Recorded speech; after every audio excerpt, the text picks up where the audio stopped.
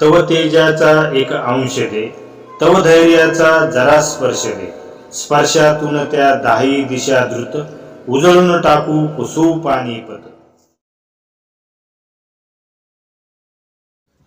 जय शिवराय मित्रांनो, मी शिवव्याख्याता मधुकर बोडके आणि आपण वाचतोय डॉक्टर राज जाधव लिखित बहिर्जी नाईक ही कादंबरी.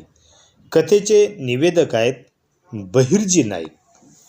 पुरंदरवर मुरारबाजींना राजांचा संदेश देण्यासाठी मी वृद्ध ज्योतिषाच्या वेशात पोचलो. अर्थातच पहारेकरी मला आत सोडणार नव्हते. अरे सोडा, आई भवानीचा भुत्या पोत नाचवीत फिरतोय आणि तुम्ही त्याला अडवता होय. परवलीचा शब्द ऐकल्याबरोबर पहारेकऱ्याने दिंडी दरवाजा उघडून मला आत घेतले. किल्ल्यावर दाखल झालेल्या व्यक्ती शिवाजीराजांचा हेर आहे हे त्यांनी ओळखले. त्याला कोणी अडवू शकत नव्हते. तो कोणी आहे हे सुद्धा विचारू शकत नव्हते. किल्ल्यावर तो ज्याला पाहिजे त्याला पाहिजे तेव्हा भेटू शकत होता. मला मुरारबाजीला भेटायचे होते. मुरारबाजीची चौकशी केली तेव्हा ते आखाड्यात असल्याचे समजले. दुश्मन तोंडावर असताना एखादा शूरवीर योद्ध्याने जे करायला पाहिजे होते तेच मुरारबाजी करत होते. मुरारबाजी स्वतः आखाड्यात उतरून इतरांकडून तलवारबाजी दांडपट्ट्याचा सराव करवून घेत होते.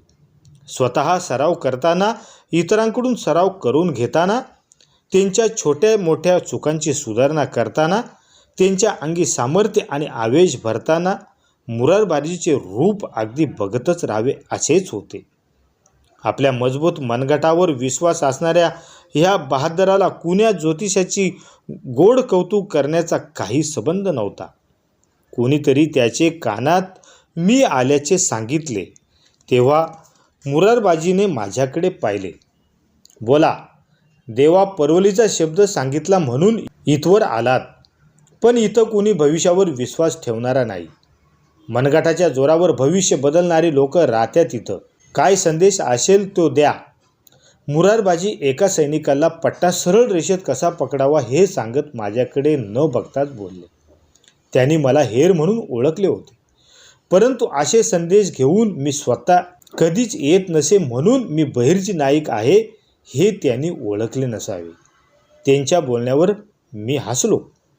आखाडा आम्हाला सुद्धा काही नवीन नाही. आम्ही सुद्धा नशिबाच्या सोबत मनगटाचा जोर आजमावू शकतो. अर्थातच तुमची परवानगी असेल तर. माझे ते शब्द ऐकून सगळे हसायला लागले. तुम्ही आखाड्यात उतरणार? पुन्हा सगळे हसले. मी मानेनेच होकार दिला. मुरारबाजीने आजूबाजूला असणाऱ्या सर्व मावळ्यांवर नजर फिरवली. इथवर आलाय तर तुमची इच्छा पूर्ण करू. सांगा, यातला कोणाला निवडणार हरण्यासाठी? मुरारबाजीने मला ओळखले नव्हतेच. तुमच्यासोबतच 2 हात खेळायचे म्हणतोय. मुरारबाजी त्या वाक्यावर माझ्याकडे निरखून पाहू लागले. सगळे खदाखदा हसत होते.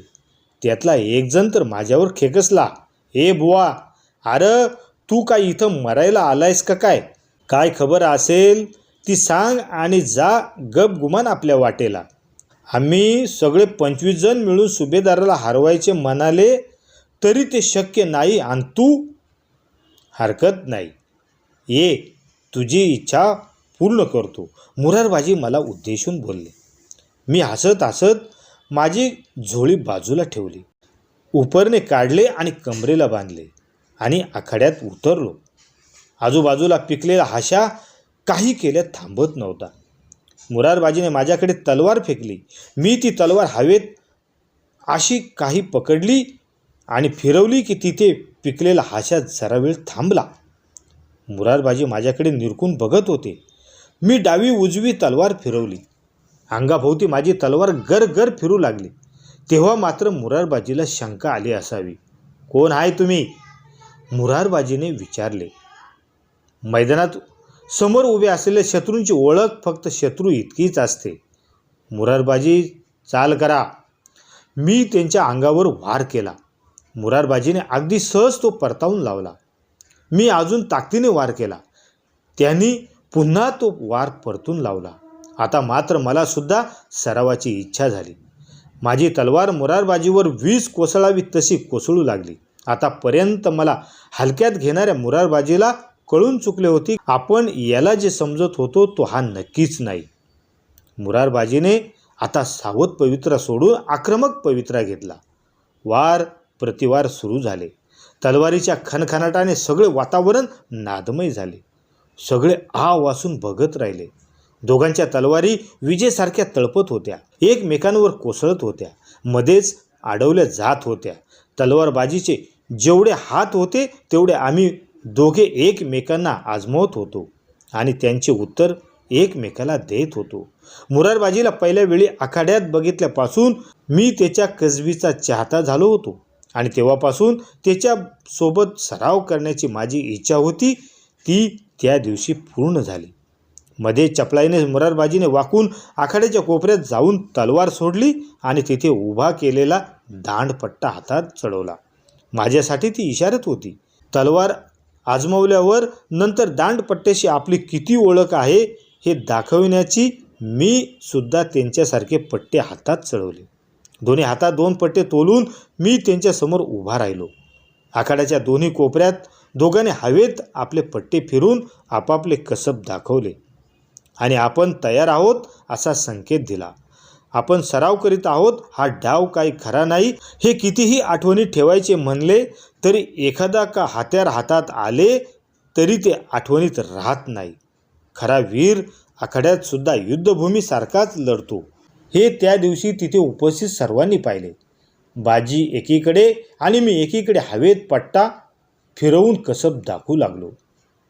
आखाड्यात 2 कोपऱ्यात 2 चक्रीवादळ फिरत होते. मी माझे संपूर्ण कसब लावून दांडपट्ट्याचे खेळ करू लागलो आणि मुरारबाजीवर दांडपट्टा चालू लागलो. मुरारबाजी त्याचा यशस्वी प्रतिकार करू लागले. दोघांचे पट्टे एकमेकांना भिडत होते, काही हवेत तर कधी परस्परांच्या पट्ट्यावर आदळत होते. फिरणाऱ्या पट्ट्यांनी गती इतकी जलद होती की ज्यामुळे कोणाचा पट्टा कोणाचा आणि कोणता वार कोणी केला हे बघणाऱ्यांच्या ध्यानी येत नव्हते. मागच्या पायावर पवित्रा घेण्यासाठी मुरारबाजी 2 पावले मागे गेले. माझा पट्टा हवेत चक्रासारखा गरगर फिरत होता. काही वेळ बाजी माझ्याकडे तसेच बघत राहिले आणि त्यांनी आपले पट्टे खालच्या दिशेने वळवले. मुरारबाजी थांबले. नाईक, पुरं झालं आता. मुरारबाजीचा तो आवाज ऐकताच मी थांबलो. त्यांच्याकडे बघत हसलो. ओळखलं होय? मुरारबाजी जोरजोरात हसले. त्यांनी येऊन मला मिठी मारली. अरे मर्दानो, बघता काय आपला नाईक आहेत. मुरारबाजी सर्वांना संबोधित बोलले. सर्वांनी भले भले म्हणत टाळ्या वाजवल्या. त्यातला एक तर मोठ्याने ओरडू लागला, नाईक, तरीच म्हणलं आमच्या सुभेदारासमोर 50 बाकं सैनिक टिकाव धरीत नाही आणि ह्यो ज्योतिषी कुठून आलाय? मी पट्टा बाजूला ठेवला, पट्ट्याचे दर्शन घेतले. नाईक, तुमची ओळख करण्यासाठीच तर हा पट्टा चढवला. स्वराज्यात ह्या ताकदीचा पट्टा 4च लोक चालू शकतात. खुद्द राजे, एक जिवाजी महाला, एक तुम्ही आणि आपले बाजी तेवढे आपल्याला सोडून गेले. सगळे भले भले म्हणून ओरडू लागले. स्वतःचे नाव वगळू नका मुरारबाजी. चला, तुमच्यासाठी खास राजांचा संदेश घेऊन आलोय. मावळ्याने आणलेले पाण्याचे भरलेले मडके घशात ओतत मी बोललो. तुम्ही स्वतः आलात म्हणजे काहीतरी खास संदेश असल्याशिवाय येणार नाही. मुरारबाजी चिंता व्यक्त करीत बोलले. आखाड्याच्या बाहेर पडून आम्ही मुरारबाजीच्या वाड्याकडे निघालो. मिर्झा राजा स्वराज्यात येऊन दाखल झालाय. तुम्हाला सर्व खबरा वेळच्या वेळी मिळाल्याच आहेत, परंतु एक शक्यता आहे जिच्यावर पुढची खेळी अवलंबून आहे. मुरारबाजी मन लावून आणि डोके डोलावून ऐकत होते. पुरंदरला वेढा पडू शकतो. मी मुरारबाजीला सावध करण्यासाठी बोललो. पडू द्या की वेढाच टाकील. म्या जिता हाय तोवर गडावर तोच काय स्वतः औरंगे आला तरी पाऊल टाकायला त्याला जमायचे नाही. मुरारबाजी आत्मविश्वासपूर्वक बोलले. ते सगळेच जाणतात, परंतु खुद्द राजांचा संदेश आहे. कारण मिर्झा संपूर्ण स्वराज्य बुडवण्याची शपथ घेऊन स्वराज्यात दाखल झाला आहे. तो थांबणार नाही, तह करणार नाही. पुरंदर दिल्लेर खान आणि मिर्झा राजांसाठी धडा ठरावा.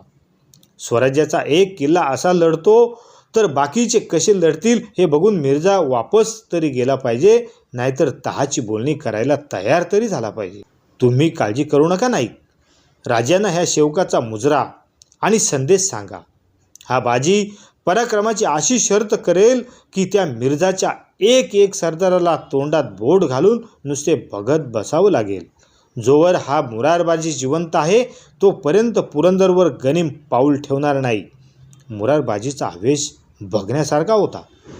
मुरारबाजीला कडकडून मिठी मारून मी बोललो, माझ्यासाठी वेगळा आदेश आहे मुरारबाजी, नाहीतर मुघलांना पाणी पाजून त्यांचे रक्त आटवायला मी सुद्धा थांबलो असतो तुमच्यासोबत. मी एकटा बाद झालो नाईक त्यांच्यासाठी, पण एक शब्द तुमच्याकडून नक्कीच पाहिजे. उद्या या कुस्तीत आमचं काही बरं वाईट झालं तर राजांना जपा. काहीही काय बोलता मुरारबाजी, मी मुरारबाजीला मध्येच थांबवत बोललो. मुघलांच्या तलवारीचं लोखंड इतकं मजबूत नाही जे ह्या सह्याद्रीच्या पाषाणाला भेदू शकेल. मी मुरारबाजीच्या अर्ध्या उघड्या प्रचंड छातीवर थाप टाकत बोललो. पुढच्या मोहिमेत आपण दोघे मिळून लढणार आहोत, ध्यानी ठेवा. नक्की. गडावर काय कमी जास्त असेल तर राजगडावर यादी पाठवा, लगोलग व्यवस्था होईल, असं खुद्द राजांनी शब्द दिलाय. काळजी घ्या, येतो मी. नाईक सोबत 2 घास खाले असते. मुरारबाजीने थांबण्याचा प्रयत्न केला. नाही मुरारबाजी, खूप काम आहेत, पुढच्या वेळी नक्की. पुढच्या वेळेचा वायदा देऊन मी मुरारबाजीचा निरोप घेतला. माझा ज्योतिषाचा वेश पुन्हा धारण करून मी गडाखाली उतरलो. गड उतरताना मात्र का कुणास ठाऊक आपण मुरारबाजीसोबत बसून 2 घास खायला पाहिजे होते, असे उगीच मनाला राहून राहून वाटत होते. क्रमशः आणि हे विचारच घडवतील या संवेदनशील मनात क्रांती. राजे आहोत आम्ही, पण हात जोडून विनंती करतो, वेळ गेलेली नाही, जागे व्हा आणि आपल्या धमन्यांमध्ये जागवा मर्द मराठ्यांचं सळसळतं रक्त. अरे कोण होते माझे मावळे? ही सर्वसामान्य जनता. मी त्यांना अभय दिलं आणि त्यांनीच स्वराज्य घडवलं.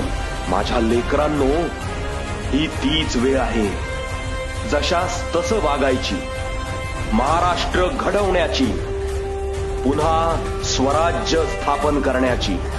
आम्ही रायरेश्वराच्या मंदिरात शपथ घेतलेली, तुम्ही शपथ घ्या. माझ्यासोबत म्हणा, हा महाराष्ट्र आपला आहे, त्याचं रक्षण करणं, महाराष्ट्र अस्मिता राखणं हे माझं कर्तव्य आहे. बोला, हर हर महादेव, हर हर महादेव.